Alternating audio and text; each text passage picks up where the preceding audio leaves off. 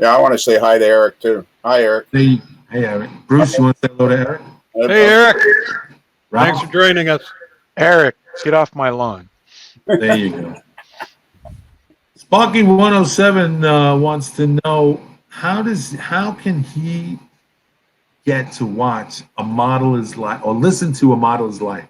How can he do that? If he goes to amodeler'slife.com, there's links there to the free site, which is Libsyn and iTunes, and there's other. You can get it on Google Play. He can get it on TuneIn and Spotify.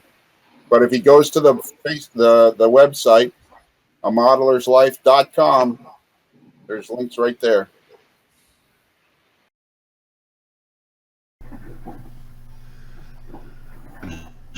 Zappa gap. Yeah.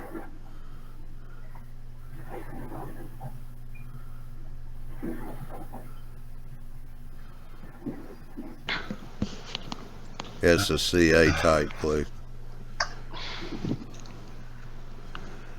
Kevin said Flexifile plastic weld.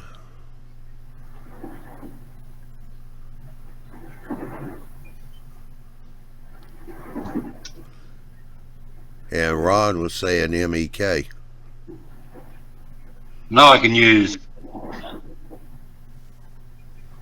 No, I can weld with acetone. That works. It's beautiful. But I can't print this job in ABS. It has to be PLA.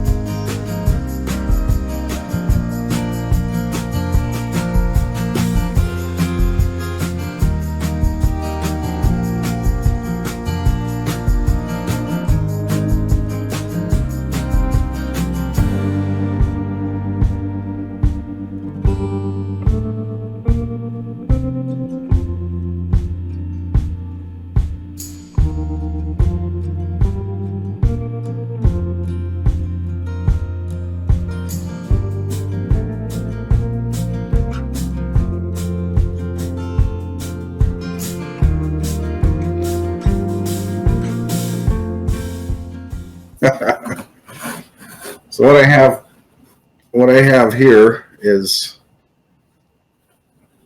you'll see that I've got 9 different LEDs on here, and they're just kind of slowly changing. One comes on, one comes off.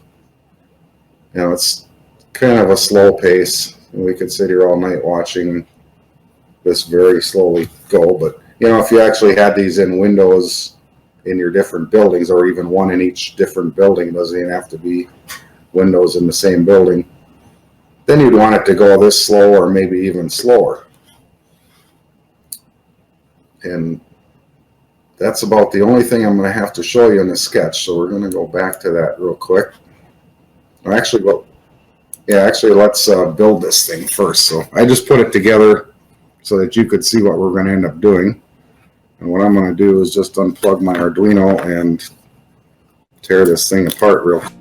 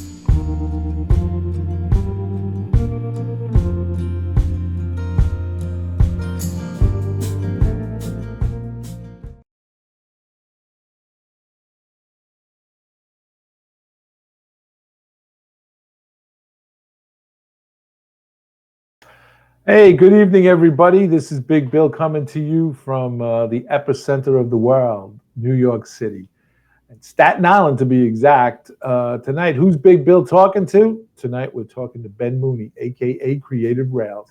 We're going to get to, there he is. So, we're going to get to him in a minute, but first, we always got to do homework. Oh, I dropped my pen.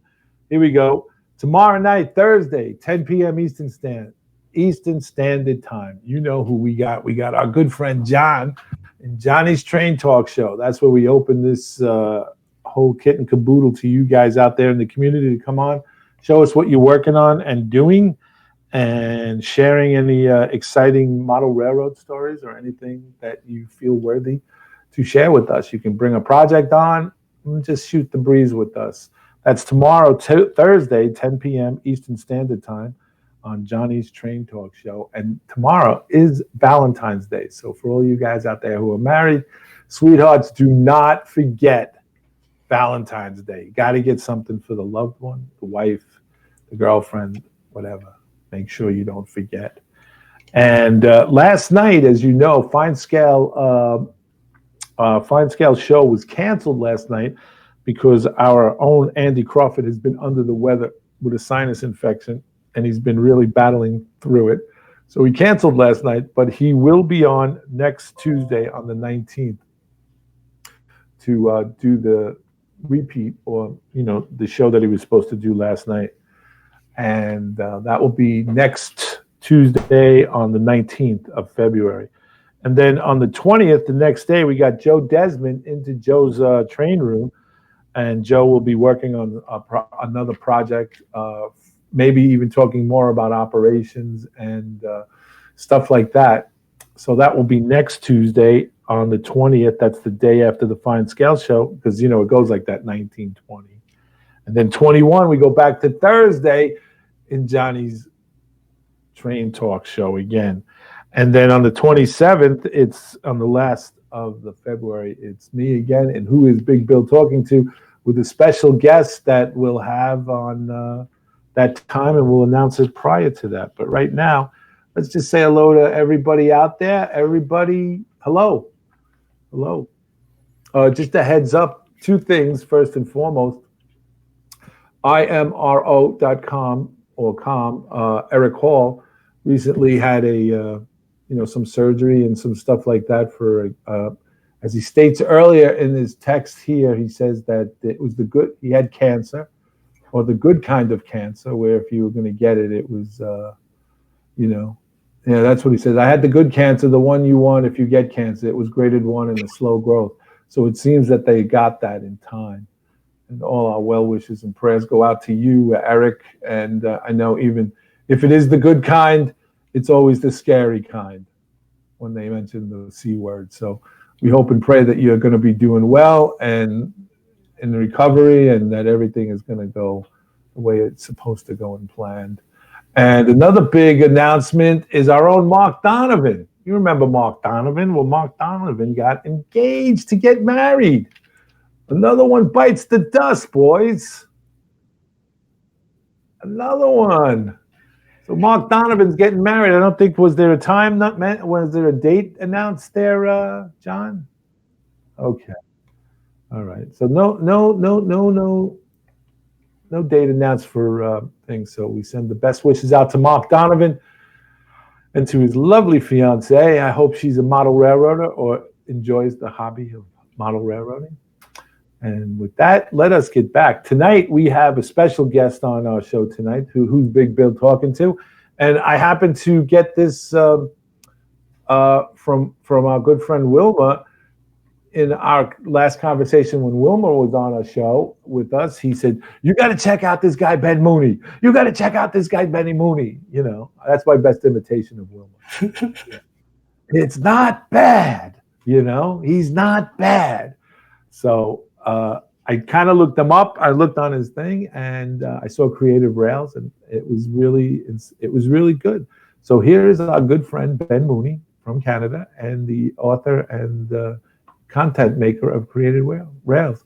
How are you, Ben? Good, Bill. Thanks. First of all, I just want to say thank you so much for having me on. I really appreciate it. Not a problem. It was our pleasure. Yeah. Actually, we had somebody else who was more important than you, but he couldn't show up, so we went with you.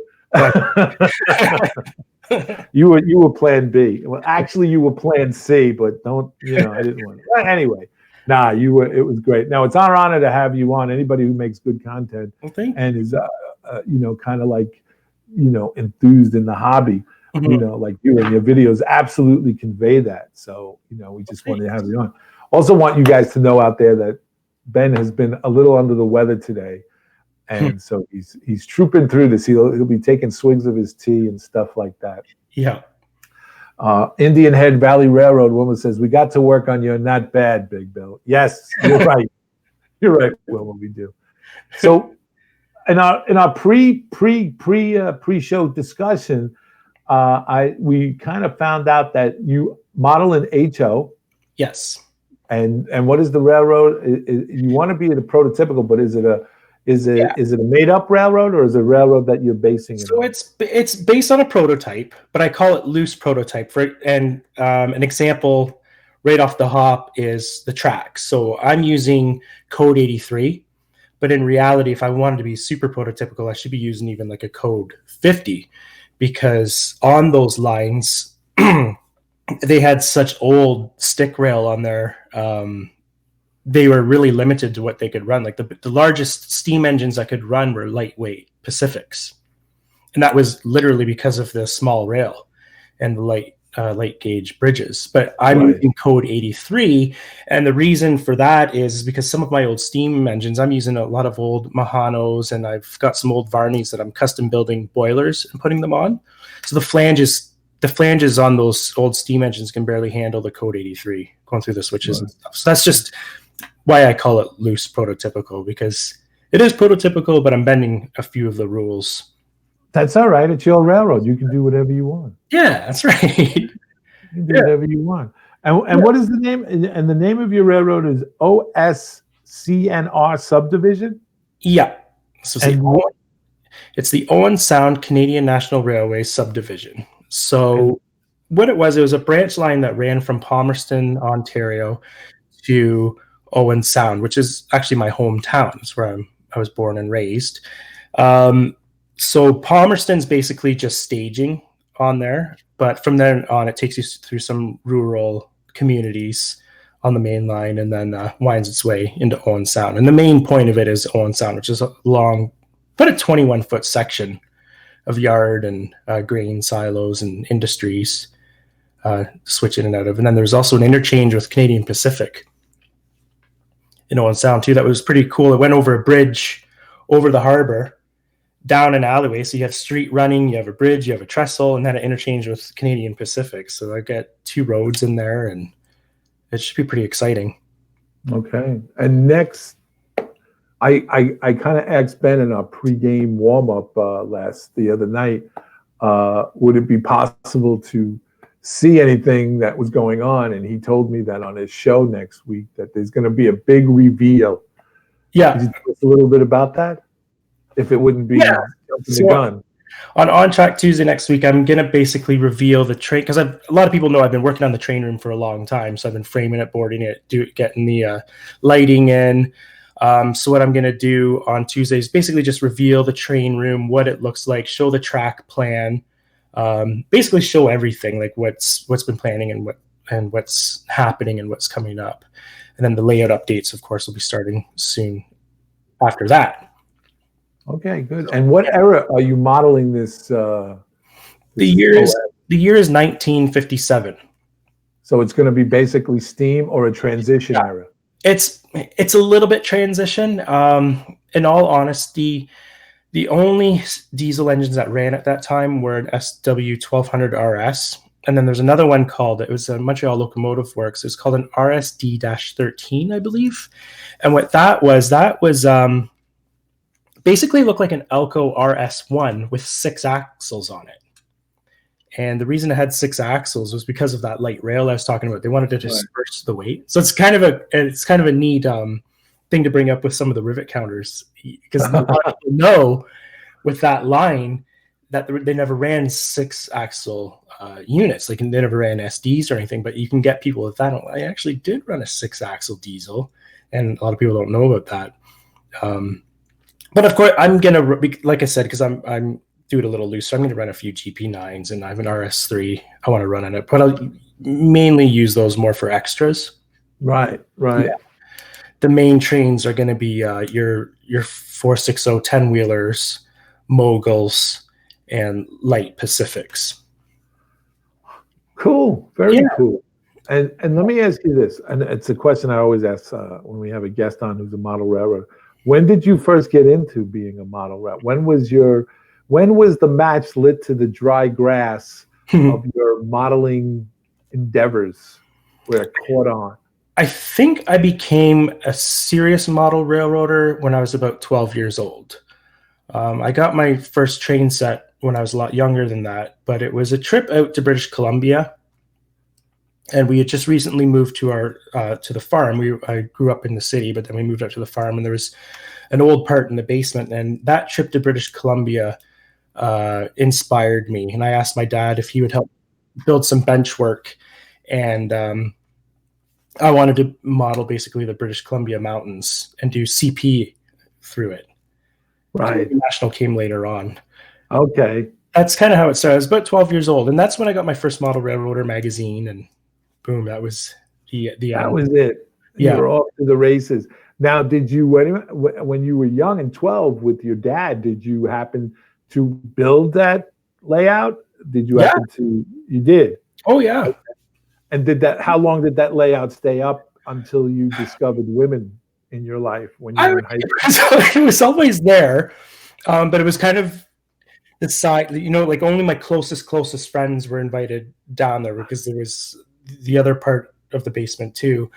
But it would have been around till I went off to college. Oh, okay. 19, 20 years old, I guess. Then Dad asked if he could tear it down, and I didn't want to, but he needed the space, so he tore it down. But it was for my first layout, it was good. It had the common mistakes that we all make, but I mean, it wasn't too bad at all. And the cool thing was, I joined a club there. I was one of the first ones around doing DCC. I fell into that kind of by accident. And when was that? Back when you were? Well, yeah. See, I'm old. So it would have been about 90. I got, it would have been about 95, 96 when I started. So I got my DC system probably about 1998. Oh, and how old were you then? Probably about 15, I'm guessing. Because I was, it's funny, I had a summer job. I was a dean. No, it's not funny. It's funny because in 1998, I was coming around the clubhouse turn on my career with the Transit Authority and getting ready for retirement. No way. And here you are, like, I'm getting old, bro. I'm getting old. Oh. Eric Hall says, I make no mistakes. He doesn't make any mistakes when it comes to building his, And just so that you know, let me see if I got this. Let me scroll back. We have a little statement here. I want to make sure I got it. Oh, yeah, Sparky 107. If you want to meet Creative Rails in person, he will be at Steamtown National Historic Site and National Park on May 18th, 2019. Great guy in person. Sparky, you will please send the check to YTMB for your weekly plug for Steamtown. Thank you very much. So for all you guys out there that know this in the Sparky's 107 live chat, he's sponsoring, or I shouldn't say he's sponsoring, but he's gathering a group of YouTube modelers who have the videos and out there in content. He's assembling this May 18, 2019 Steamtown meetup, where they're all going to meet up. I believe, how many you got in that crew? About 80? I think 80 something? 80 something. Right. So he's in the process of doing all the paperwork so that he can get an inside view and an inside tour of the roundhouse because they need special permission and liability insurance or whatever it is for that. And he's also trying to get together a bit of a dinner for you guys. So we figured we'd throw that out there since we're all in the community. And see what, John? C&L Curve. Oh, okay. I'll add that on. So Sparky's 107, his Steamtown gathering of all the model railroaders in right now. It would be in the world because he's from Canada and there'll be others. So from all over the country and technically all over the world. So May 18, 2019. And also just found out from Curtis, Mark and Lucy, that's his lovely bride-to-be, his fiance. The wedding is next year for June or July. So we'll have to email Mark our addresses and hope we get an invite. This lovely wedding. Anyway, back to you, Ben. I'm so sorry for that. Oh, it's so good. You know, so listen, you have gotten into this whole live streaming thing. Yeah. How did that come about? That's kind of a funny story. Well, hey. Well, the funny thing, I don't know why. I guess I was probably just inspired by Vinny and Sparky. So I'm very new to the YouTube community. How new? Under a year. Okay. Yeah. You do. I have to tell you, I've watched some of your videos after Wilma told me about you, and I see the way you produce your videos and put them out there. You do a really good, clean job of it, and the content is very precise. Thank you. So you saw Sparky and Vinny do it, and you said, "Hey, if those guys can do it."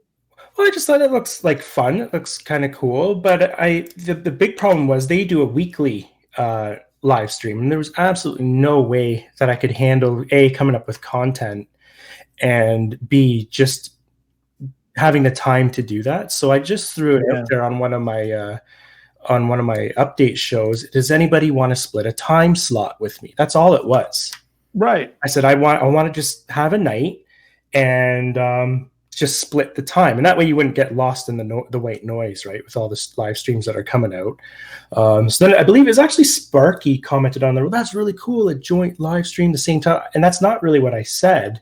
That's kind of what was assumed, and it went from there, and it worked out great. And Wilmer was the first one that got a hold of me, and he came up with, I believe, Tuesday night and 7 p.m. and he came up with On Track Tuesday. I loved it, and then we went from there. And it's you, Wilma, Redbird Tony, and Tom. I don't know. Tom Pilling. That's ATSF, Fentispur, and Scalar. Right. Now, each one of you take a Tuesday in the month. Yes. Correct? And it's sort of like a round robin. It's sort of like you guys going to each other's houses to do operations, but except you're doing a video. Yeah, exactly. Right, exactly. And so it splits it up so you guys only get to do it once a month, basically. Yes. Yeah, and it works nice because then you only have to come up with 12 shows for the year. Right. It keeps it's working out. It seems like it's working out well. How do you find coming up with the subject matter, what you're going to cover? It's been pretty good, actually. Like I've got my next, I would say I just have the ideas for probably about the next 3 months I have already planned. So, and now that the layout's coming out, I'm going to have tons of subject matter to go through. And what is the most challenging aspect of doing a live stream for you? I was very nervous my first show. A lot of people didn't realize that, but I was extremely nervous just being live like that. And it doesn't do it on here, but I'm running OBS, and you have a weird echo, and I have a big delay. And I just find you're behind in the chat, and you're kind of in the future compared to what people are seeing, but the chat seems to be on time, and it's a very strange feeling. And basically, I'm just sitting in a spare bedroom talking to a camera, but you're talking to all these people live, right? So it's an odd, just an odd feeling. I was very nervous, but I'm getting over it, and it's becoming more natural. and I'm being more myself now, I find. So yeah, my thing was just the nerves, I guess. Yeah, well, it does. I know the first time that we've ever going back, I'm not saying we got this, down pat here at YouTube Model Builders or anything. We always get our, nerves and anything. But once you get through it and you start doing it on a regular basis, and the preparation is the big thing. As long as you have the subject matter in hand and you kind of researched it a little bit and you know what you want to talk about. I mean, you can talk to Ron Marsh and Ron's Trains and Things, and he says it's live stream. And like he says just now, live stream is time talking to the voices in your head, which he's right, because there is a delay. Like I'm looking at the Q&A on my phone here and everything is delayed. There's about a 30-second or 15-second delay. So like I'm moving now with my hands and then it comes up 15 seconds later. So, but the country's questions, which we haven't got any questions in yet. You guys keep saying hello to each other. So come on. I just came off somebody's live show there. Come on, come up with some questions or something. I'm not a voice in your head, Eric Hall says. Okay. Anyway, but yeah, once you get that down and you start doing, it really, we've come to find out that it's prep work. Like we got in touch with you before the show. We did a tech tune-up with you, make sure your mic was, all that's like, big, because you don't want to, they're always going to be a surprise and some stuff, is going to happen. But as long as you got it, the flow of it, you can work with it, and a big thing is like scripting and paying attention to the small little details, And then once you get into the flow of it, it just starts moving.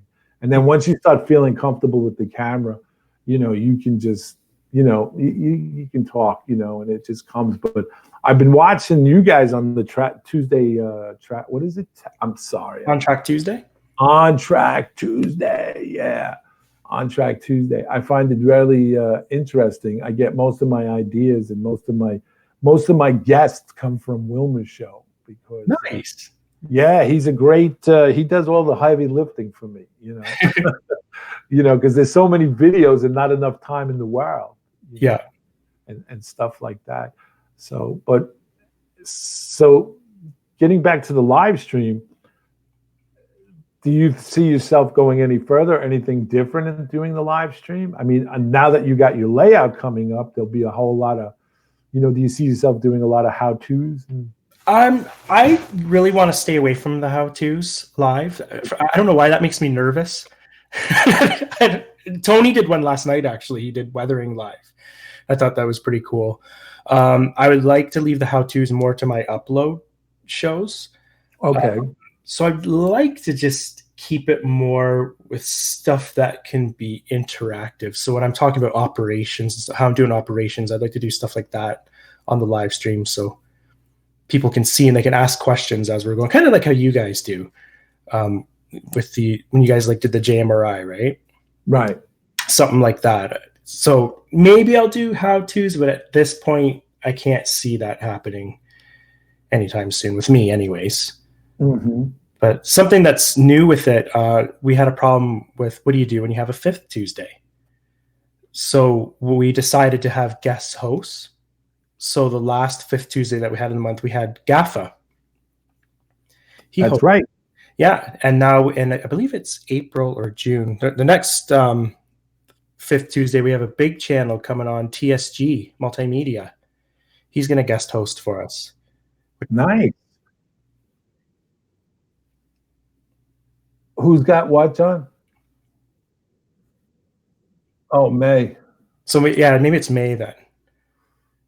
Do you know TSG personally? Not personally, no. How did you? Tom Pilling set that up. So I don't know if they know each other, but he got a hold of him somehow and asked him if he'd be interested, and he jumped on, which is pretty cool. Sparky 107 says, Benny, so you're running what year on your layout? Will you ever run modern day diesels on your layout or all steamers? Let me answer this question. See, Sparky, had you been paying attention early in the chat, you would have noticed that we talked that and covered that. So now we have to repeat that because you weren't paying attention because you would put your May 18th thing out there. So Ben, here's the question from Sparky. Ben, so you're running what year on your layout, Ben?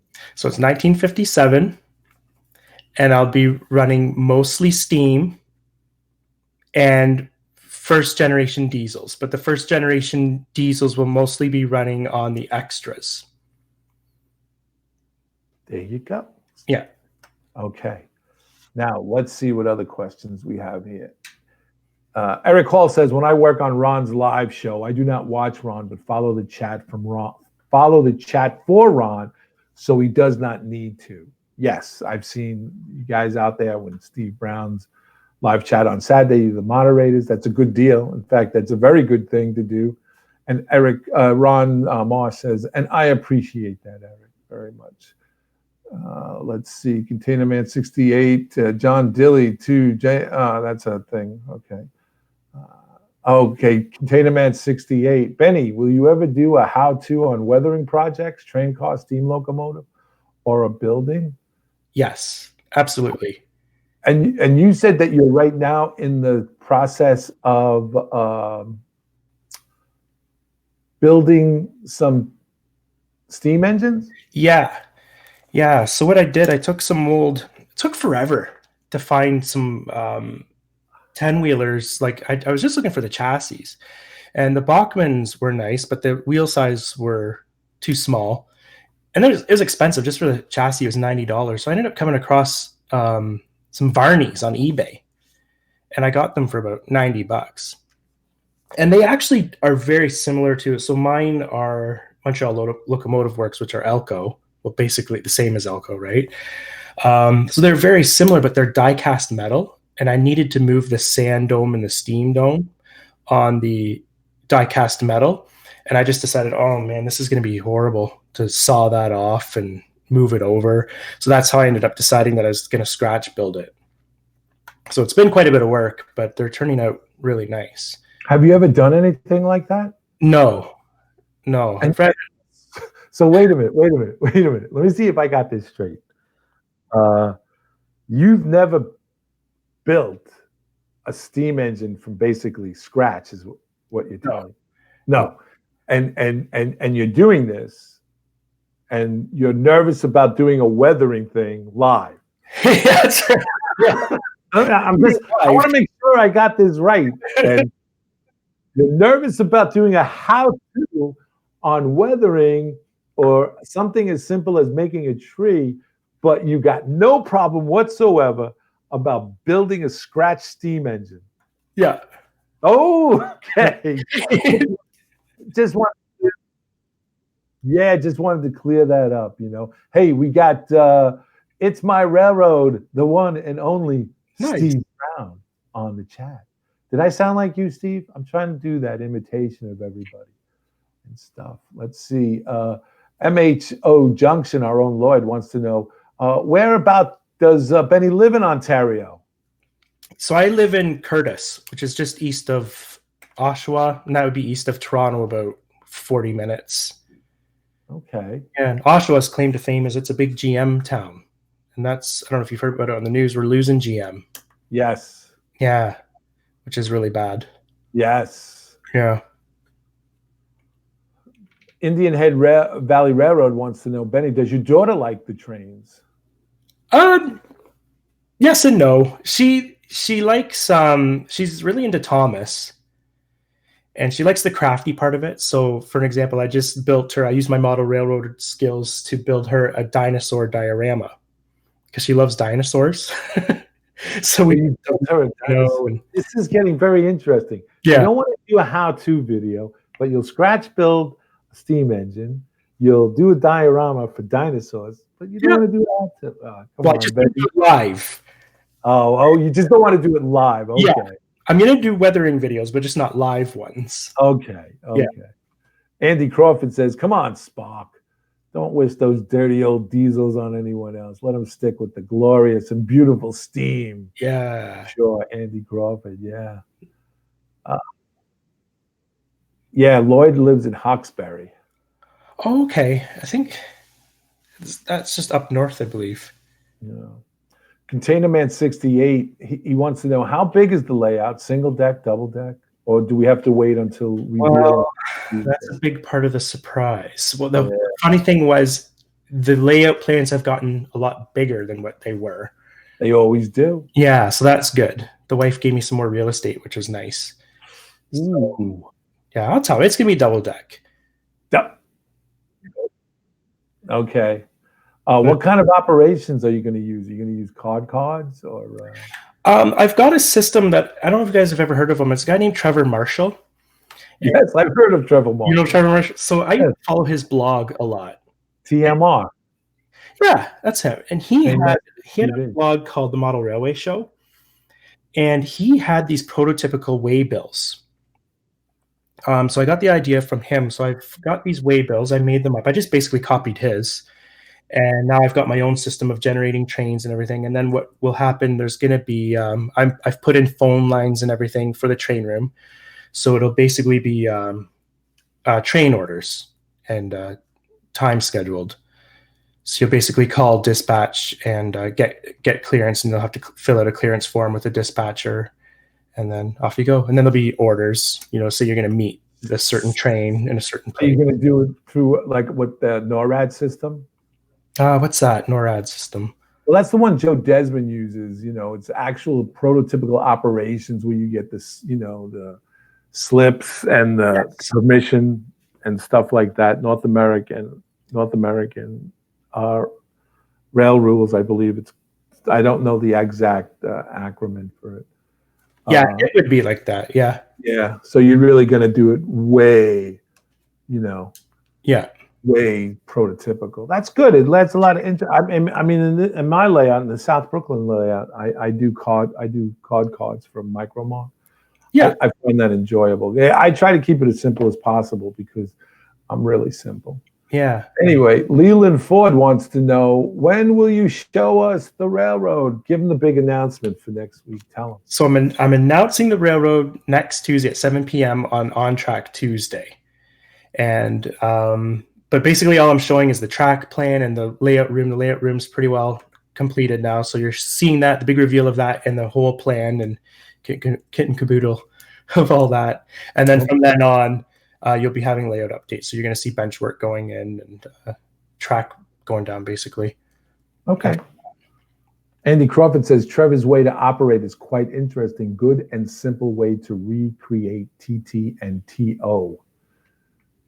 Timetable, something up. Yeah. Right. Train on it. Yes. That's exactly what it is. Yeah. And that's going to, so just by you telling us that, that's kind of like your layout's going to be. I can't wait to see next Tuesday. I'm putting it down on my calendar. The reveal, on that, because I'd really like to see it. And but if you're doing all that operation, it's got to be a pretty sized. It's a decent size. Yeah. So basically, the Owen Sound part's 21 feet long, and then you'd have about 100 feet, I guess, of track. Yeah. And then there's another part where it Y's and goes into another part of staging, which is another town. And that was a big part. See, my last layout, I used Ship It on that for operations, it's just a computer generated software for moving cars. How big was your last layout? It was small. It was only about 8 feet long. And it just had like a staging traversing table. And then you just come in, it was called Willow Falls, and you just come in and switch the town, and then off you'd go again. But it was in our small apartment, but it was a lot of fun. Okay, so you had it in an apartment, so you were limited to space. Yeah, it was in a spare bedroom. It was just on one wall. Right, so you were limited to space. Now, let me ask you a question. Has this always been, before I lose him, Leland Ford wants to know, will this be on your channel or other for the Reveal Creative Rails? You have to explain that you have it's a live Tuesday. Yeah. On Tuesday. So, on Track Tuesday. On Track Tuesday, Mr. Ford. He has I wouldn't say basically, he has a live show that he does with 3 other gentlemen. And this Tuesday will be his turn to do the live show. It's called On Track Tuesday. And it's at what time? 7 p.m. Eastern Standard Time. 7 p.m. Eastern Standard Time on YouTube. So you can definitely turn to that. And but what I wanted to ask you was, now when you went to college and you went away, the layout came down, and there was a period of time when there was no layout, and then you built the one after you apparently were married and living in an apartment. Has it always been your kind of like dream and fantasy to build a big railroad? Oh yes, absolutely. We bought this house with an unfinished basement on purpose for a railroad. Okay. Yeah, but then when Millie was born, it had to get downsized a little bit because right, originally it was going to be the whole basement. So now what it is about half of the basement. And the other side's going to be kind of like a family room, an entertainment area. Right. So now this has been the ultimate thing, right? Mhm. Okay. All right. Now, people who are out there building big railroads, and I want, what I'd love for you to do? I'd love for you to do like a video blog on a step-by-step. I wish I had done this. So a video blog of your step-by-step, you're going to show your plans. Yeah. You're going to do the big reveal, and you're going to say, hey, this is what the railroad's going to look like. This is how we're going to keep doing it. This is what I'd like to accomplish. And that's great because it's all on paper. But I believe that if you did this, I'm not saying you should do this. I'm not telling you have to do this. I'm just throwing a suggestion. And the reason why I'll explain later. I'll explain in a few minutes. If you do a video blog of you working on your railroad, I bet you'll come to some realizations that maybe bigger is not necessarily better, or bigger is better, and it's working. But as I do this endeavor, this new project, have I bitten off more than I can chew here? Because I wish I had done that with the South Brooklyn Railroad. I wish that I had video blogged it. I mean, I did to a certain extent during certain types of build, but there came a point where I had to frame up, and I literally hit a brick wall. I literally hit the brick wall. I was like, I had to walk away from it for about 3 months. And I just closed the door and I let the frame stay up. And I just, I just said that I can't, it just became a little too, like, what did I do here? How much railroad do I want? I mean, I was able to get the room. I was able, the whole planning, like, just like you, and you can feel the enthusiasm. So, that would be a good thing to do, the video blog it, the good, the bad, the indifferent. Well, that's what I was thinking I would do. I have been I do have footage of, part of the drywall going up and the wiring and everything like that. Because there's a lot of behind the scenes stuff, like getting the communication system in. So I had to run telephone lines and everything. So I'm showing that. And over to the dispatcher's desk, I ran Cat 6 just in case I want to have a fast clock over there. But now since I'm doing all wireless with tablets. I know. I saw that video of yours where you said you can get the tablets for sleep on. Yeah, you were right. So what I have now is GMRI. I have my fast clock right on the tablet, so I don't even need to have the fast clock over there. I'll just have a tablet at my desk if I'm dispatching. You know what I mean? Yeah, that in itself is interesting, and it's something that keeps it worthwhile. Doing. It keeps the enthusiasm. And how many people on this railroad, once it's completed, would be able to work as in when you have operations? I'm thinking about 6. Really? That's what I have in mind. Yeah.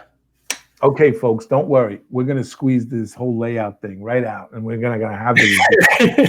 Don't worry, I'll get this. Yeah, but there's different jobs. That's not all train crews. Like there's going to be an Owen Sound agent. There'd be a Palmerston agent, a dispatcher. So there could even be more than that then. But yeah, that makes sense. Couple crews. So yeah, about 6 people I think would be perfect. Nice. Yeah. Very nice. And how and you said you were going to use Code 83 track. Yeah. Is it going to be a Payco track? No, it's Atlas. Atlas. Okay. Yeah, and a big part of that is because I had a lot left over from my last layout. So I still had a lot of switches and stuff, and I was able to salvage a lot of it. So makes sense. That's the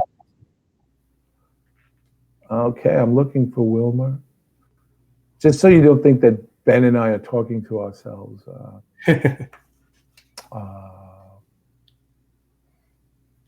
Sparky 107 wants to know, says, Ben, can I be the dispatcher from home?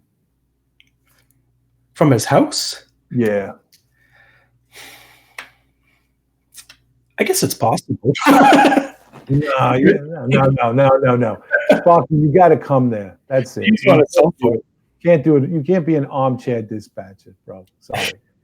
Indian Head Valley Railroad. Wilmer wants to know, Benny, are you hand laying your track? If not, any brand you prefer and switches also? Well, you just mentioned you're going to be using Code 83 Yeah.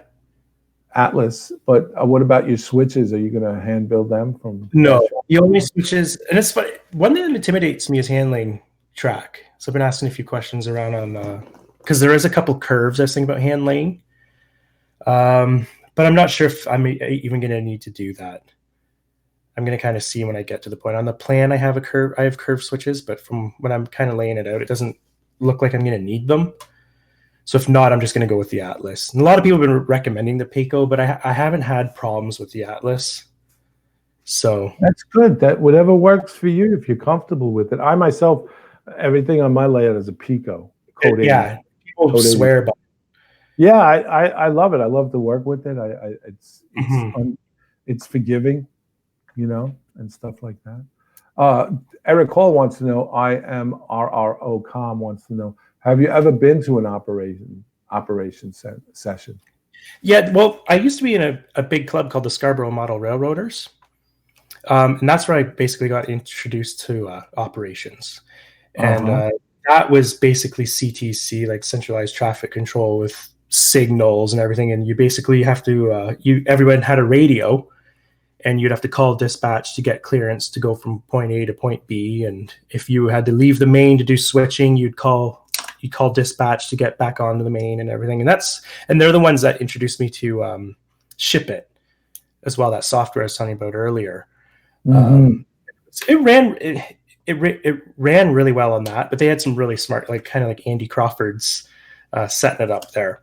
Whereas with this, I was trying to program it for this railroad, and I was having a lot of problems with it. And the big thing was the interchange. The software was having a problem with the interchanges, and I didn't have the freedom. I need freedom on this because I need to be able to use only CNR boxcars for the grain elevators. Oh, okay. Used for other, you know what I mean? So the Ship It was just having a hard time handling all that. So, right. Yeah. So anyways, it was at the club where I got introduced to operations. Okay. Yeah. Eric Hall wants to know, is switching operations or over the road? Sounds like over the road ops.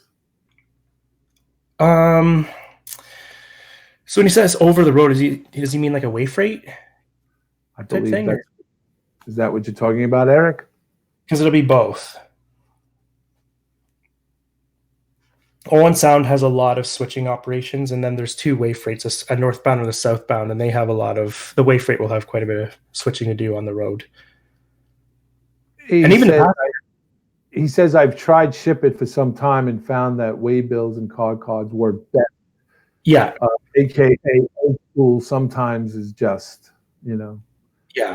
I tend to agree. I could have went either way myself, but I do the cards because I'm not, as intricate as it might be, and I guess to each his own. One man's ceiling is another man's floor. That's another man's floor.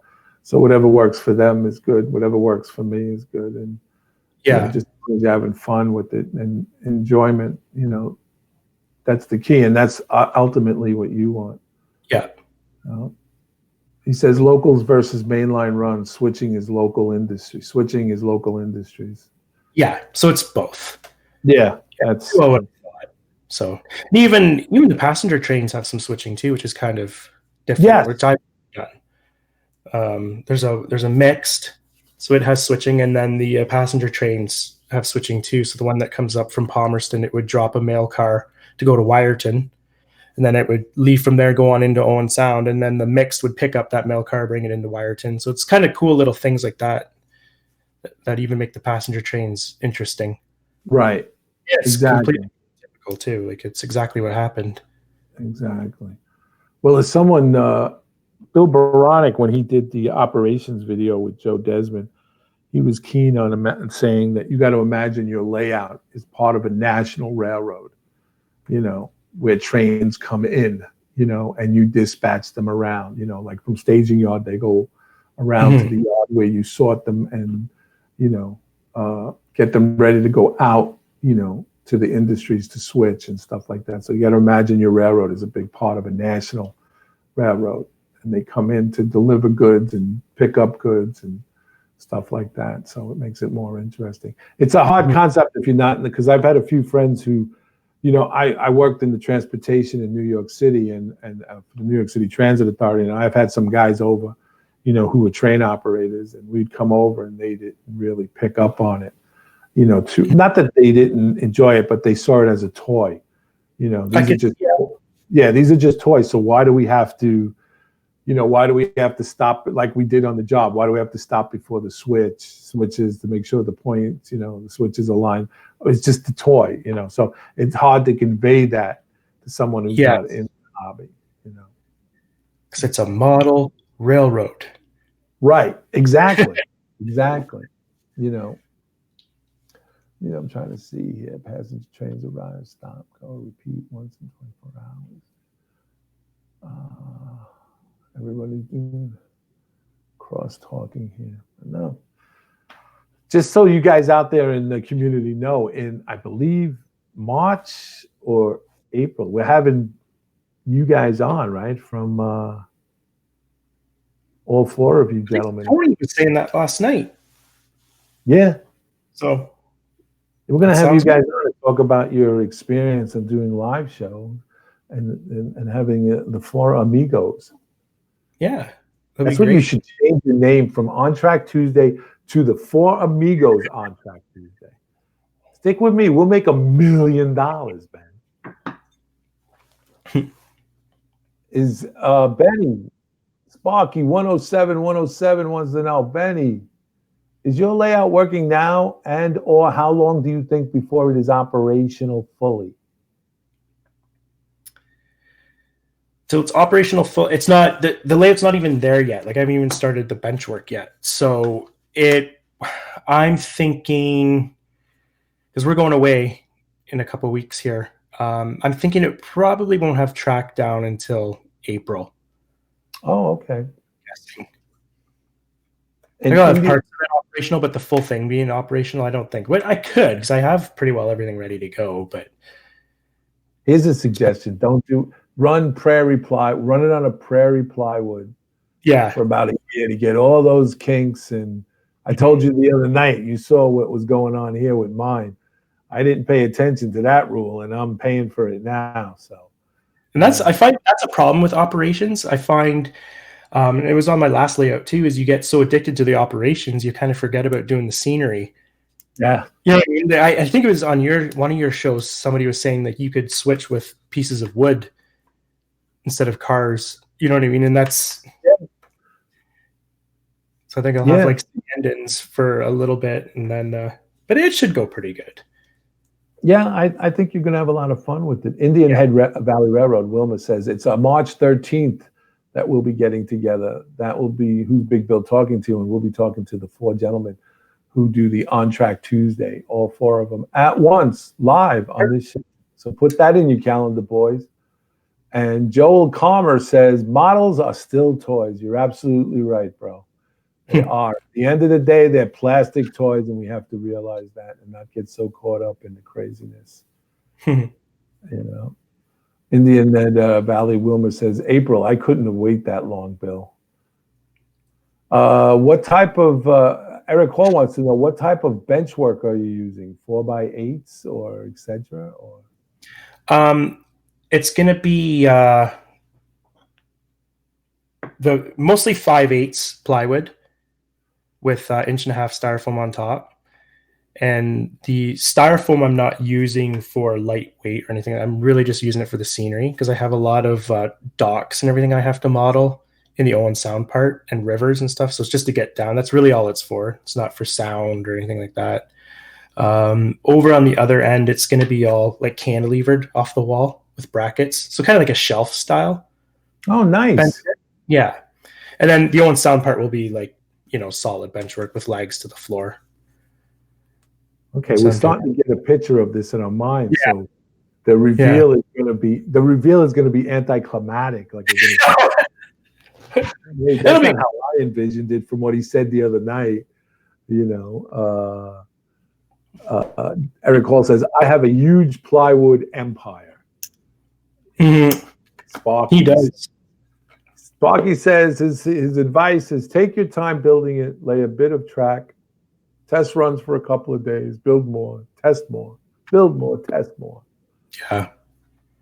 Yeah. My last layout, it was actually cookie cutter style. During that, when I basically had scenes and I laid them all out, and then I took a jigsaw and cut a 2x8 foot or 2x4, no, 2x8 foot sheet of plywood and cut it with a jigsaw and used risers to make the different levels. Right. So that little layout was actually more complicated than this one will be as far as bench work goes. Yeah, exactly. Cookie cutter. Yeah. Ralph Renzetti says, scale models, Bill, not just models. You're right, Ralph, they are. But at the end of the day, they're still plastic toys. Some of us get too wrapped up in it. Andy Crawford says there's a lot of right ways to build, boys, and no one way. To each their own. I defend myself often, but I just couldn't build to wood and scenic later, as the scenery is important. It is, and to each his, whatever desire. I've just learned if OP is the matter, then scenic is later. If operations, Andy adds, if operations is all that matters, then scenic can come later. Absolutely correct in that. I just felt I just went too fast with this, my own personal style and built my own layout. I should have I should have put it all out, laid the track, and then ran it for a good year, just on the plywood, put the buildings in where I wanted to put them, play with it, and play with the scenery and stuff like that, because like right now I'm in the process of, I tore all the tracks up around the peninsula and laying down a new, everything new again. So, I had to go through the scenery, pick up all the scenery material, move some buildings, and stuff like that. So just, a word of caution, just take your time doing it. And big part of it too, I'd say, is the planning. Like when I basically I copied the actual blueprint of the actual yard and put it into AnyRail and found some problems like right away. Yeah. First of all, space issues, but second, like some operational issues. Like if you have a train coming in, to get to get your baggage cars off and get your reefers off into the freight shed, you'd have to do a runaround and pull it out. And like why wouldn't they have a switch facing that way? But they didn't. I don't know. So they must have had another engine do it or something. But right, and I might change up. We'll see. But there's always changes that will be made once what you think you have on paper, and then you go forward. You'll say, "Hey, wait a minute."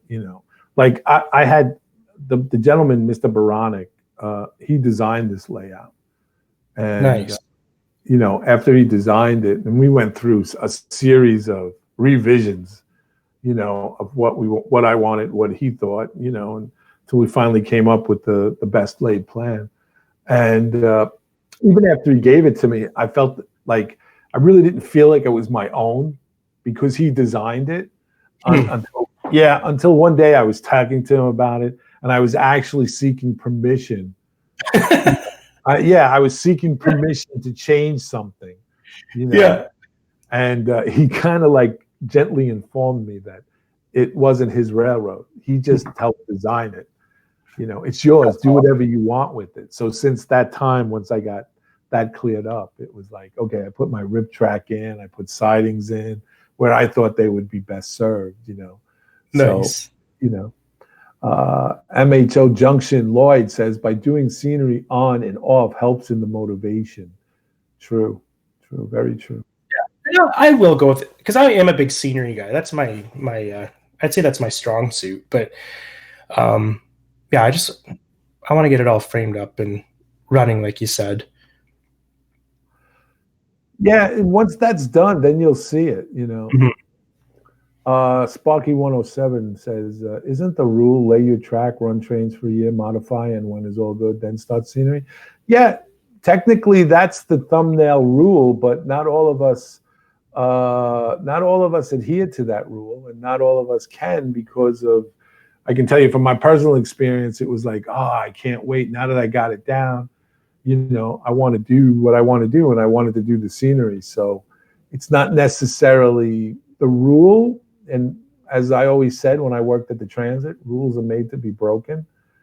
And so, you know, and stuff like that. So, but yeah, you know, it's a good choice, you know. Eric, I thought, oh, that I'm from New York. Yeah, Eric says it's Eric, not Eric. Just saying. I'm from New York, Eric.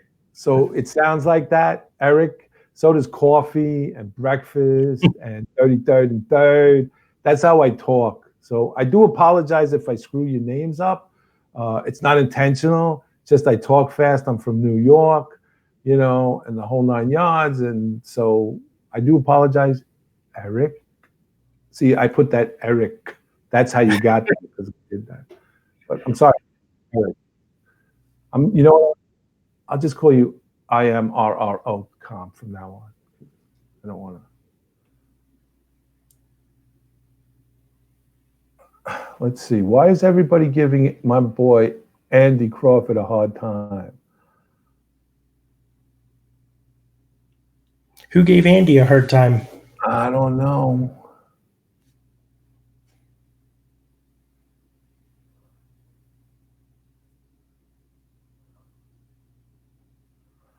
Oh, what is it? I deserve most. He says I deserve. Actually, that was for and using the K. Oh, okay. Oh, Ben, it's tough. I don't know, man. That's what I mean. At the end of the day, it's plastic trains. It's just we're having fun. You're having a good time. You know what I'm interested in? And this is like really what I'd like to know. How did you acquire the space? You know, from my wife. Yeah, how did you? Because I did a video on that, on how to acquire land and precious space. It was tough because we bought the house, like I said, to have a railroad. But then as soon as Millie came along, that all ended.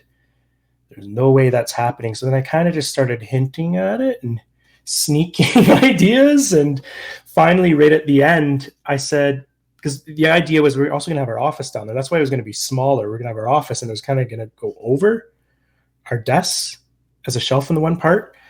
So I said to her the one day, I go, so how would you feel about the shelf, you know, going over? It won't be too intrusive or anything, you know, blah, blah, blah.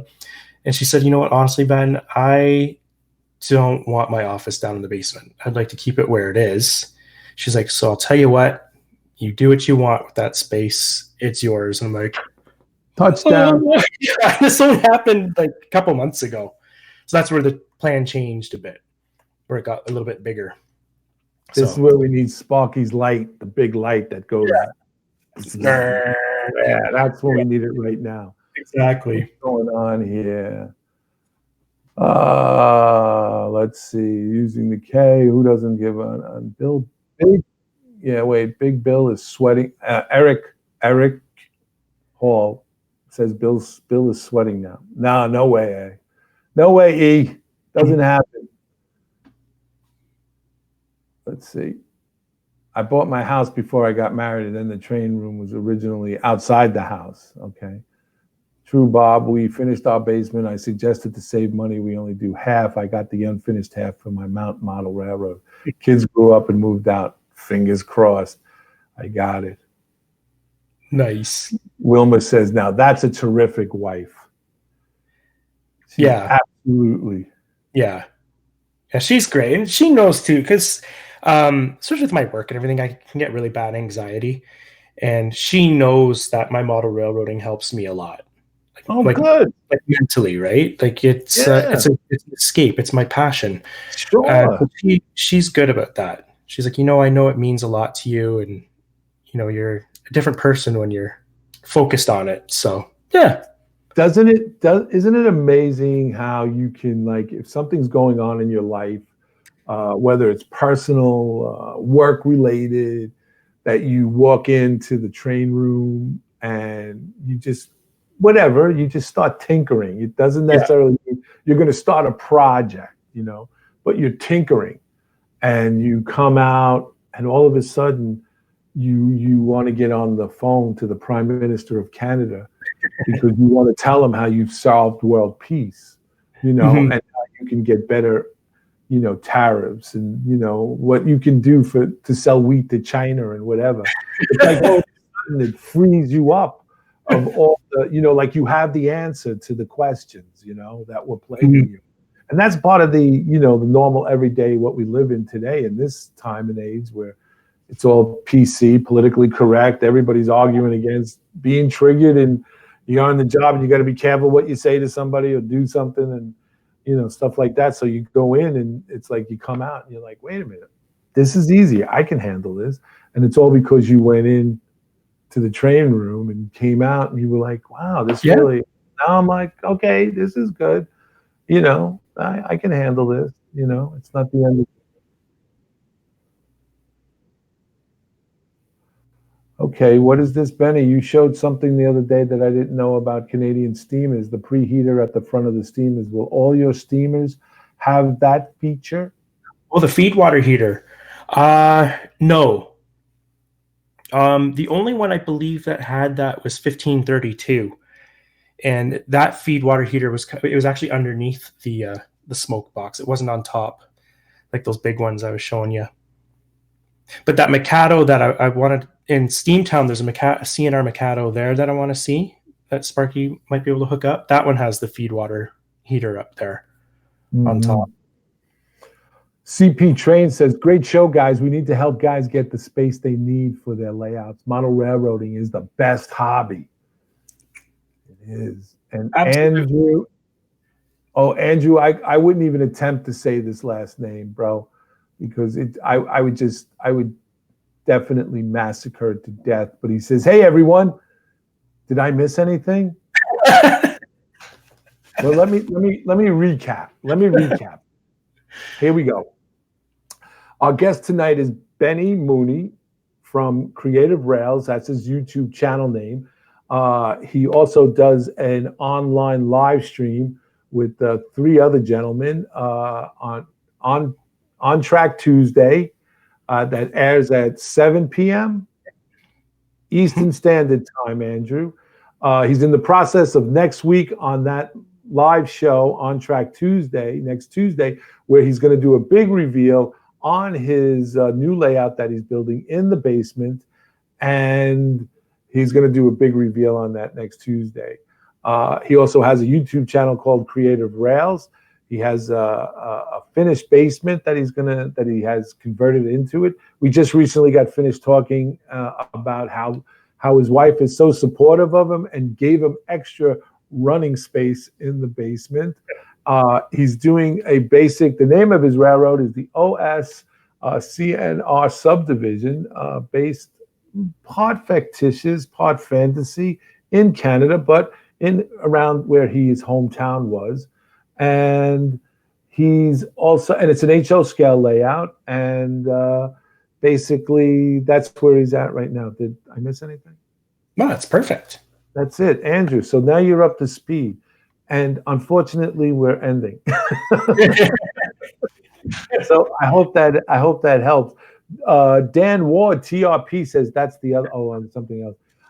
Joel Calmer says, where I live is a small apartment and my layout is a 4x6 because I have room for nothing bigger. Joel, I understand, we're all confined to a certain space, but when it happens and it comes, you'll be so blessed by it, and,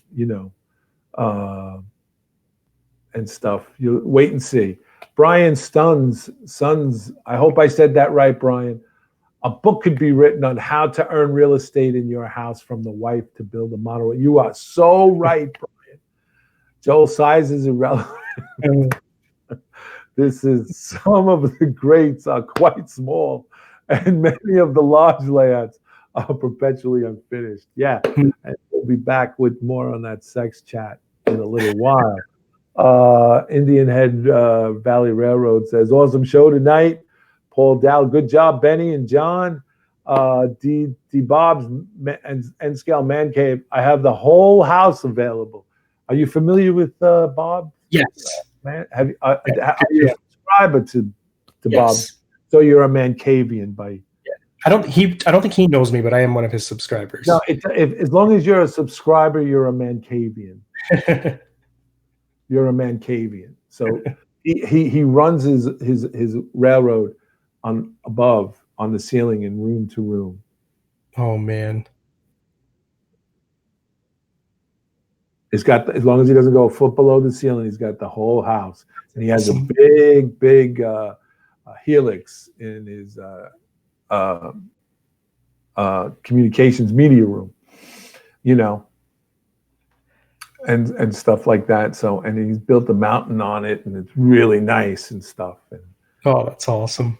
yeah, so Dan Ward, TRP, says, I have been working on a 16 by 40 foot layout, still in planning stages, but we'll be starting it in 10 years. Okay. Big layout. Yeah, indeed. Andy Crawford says, replies to Brian, negotiating with the Department of Land Management is a challenge for all of us. You know, I'd be surprised. I'd love to do an Who's Big Bill Talking To, you know, with the wives of our hobby. That's a good idea. It is a good idea. And if anybody does it out there before us, I want credit for it. Yeah. I'm not saying you can't do it. Just say that this idea was inspired by YouTube model builders, Bill Graham, and you guys can use it. But the problem with that is I've tried in the past to get some ladies to be on, but they're very, you know, like my wife is very, you know, she's camera shy. She doesn't want to get on, you know. But I would beg to believe that all our wives and significant others are very much in support of what we do and in support of our hobby. I will tell you a quick story. My wife, one time, I used to have season tickets for the Mets, in New York Mets. And it used to be hard to get people to go with me, you know, guys. They were, I'll go. And then when you say, hey, I got tickets, you know, you want to come? I say no. And then one day my wife said, I'll go with you, you know. And I was like, really? And she's like, yeah, I'll go. So I took her to the ball game, and like she was really into the ball game, you know, and she was really watching it and asking questions. And I was mildly surprised of what a great time we had. It was like a date, you know, really like a date. Never thought of her in that way. Same thing applied when we went to Edison, New Jersey for the Great American Train Show.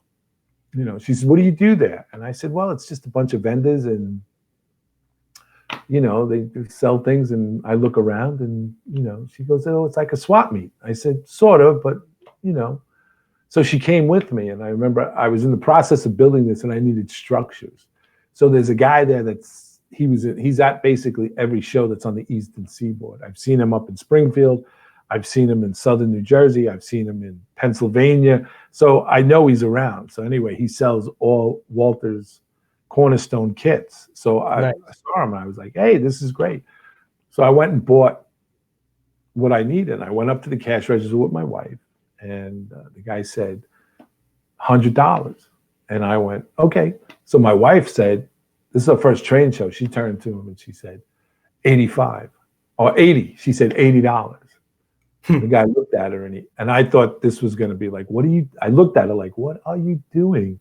And he said, 85. She said, 80. He goes, no, 85. She goes, no, 80. And then he goes, you know what? 90. And then my wife said, no, 80. And he went, no, 90. $10. I'll give you $10 off. She said, no, 80. So then she looked at him. She said, you're gonna let this money walk away from you? No way. Yeah. And then then he looked at her. He says, how about 85? She says, all right, 85. 15. So he walked away, and I said, who are you? That's hilarious. Who are you? Who are you? Oh, man. Then we went to this other thing where the guy sells, you know, he's got the big table, the two big banquet tables, and he's got everything out there, and he's got the sign up that says, anything 4 for $2, or 4 for $1. So my wife looks at him and she says, "Does that include anything under the table?" And he goes, "Yeah, everything." She gives me her coat. It was in the wintertime. She gets down on the floor, cross-legged like an Indian. And the guy looked at me and he says, "I'm going to lose money on this deal, ain't I?" And I said, "Yeah, I think so." And she went, "Oh man." So I just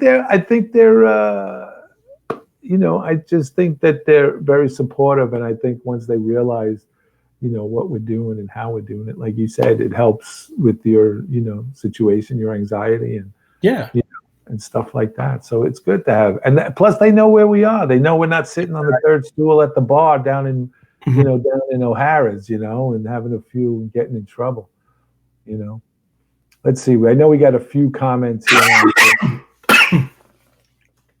Excuse me. Let's see. Sparky says, "Now, Bill, I might be able to talk Amy into that." Let's see. Sparky, better plan now. No messes when it starts. Wow, I need to owe her my life for the next 15 years. Brother Long Island, you owe her everything you got. Don't worry about it. Wilma says, my wife, she doesn't do cameras. I hear you. Sparky says his wife's going to start posting on her YouTube channel. I believe his wife is a woodworker, from what I understand. No way. Yeah, I think so. Pretty good one, too, I understand, from Sparky, from what I hear. Negotiating is the lost art, and bargaining. You got that right, Timothy Wayman. You're absolutely. Eric Hall, yes. She's my love of my life. Married to my wife 45 years. And so she's through thick and thin. Anyway, Ben, we're coming to the end here, and I want to thank you very much for being on here. And it was absolutely our honor and pleasure to have you on, and for you being so gracious enough to come on with us. Don't forget, guys, Creative Rails, that's Ben's YouTube channel. So go, if you're not a subscriber, go subscribe to it right now, ASAP.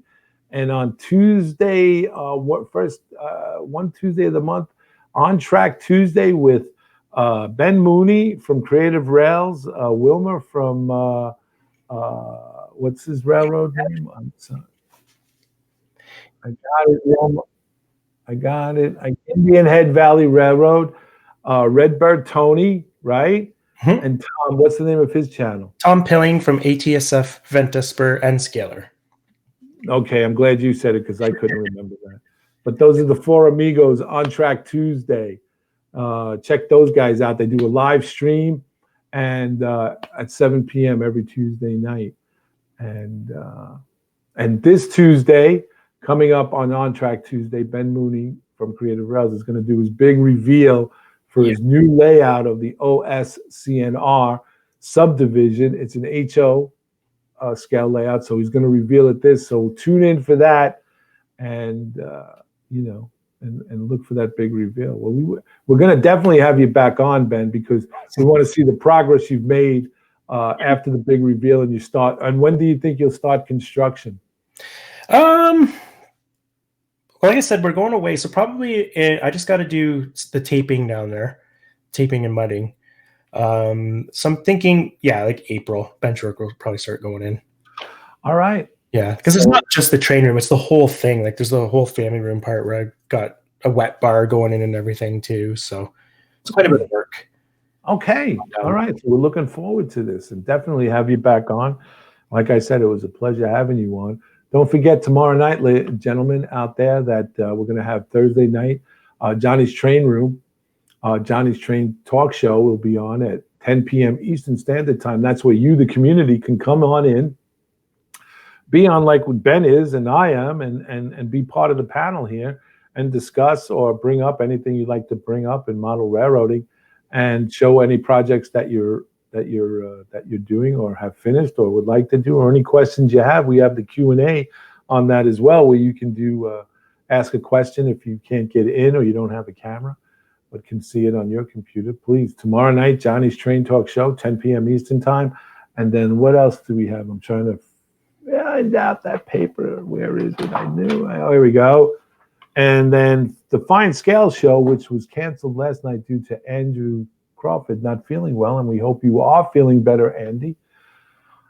He'll be back on next Tuesday on the 19th of February at 9 p.m. Eastern time to do the Fine Scale show. And then the next night on the 20th, which is a Tuesday, I'm sorry, a Wednesday, Joe Desmond in Joe's train room, he'll be doing something extraordinarily and creative.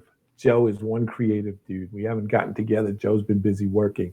We haven't been together. And then we go back to Thursday night with Johnny's Train Talk Show on the 21st, the next night. No matter what it is, a tsunami could hit, a hurricane, tornado, Johnny's Train Show Talk is going to be there. It is. The apocalypse can come. The end of the world.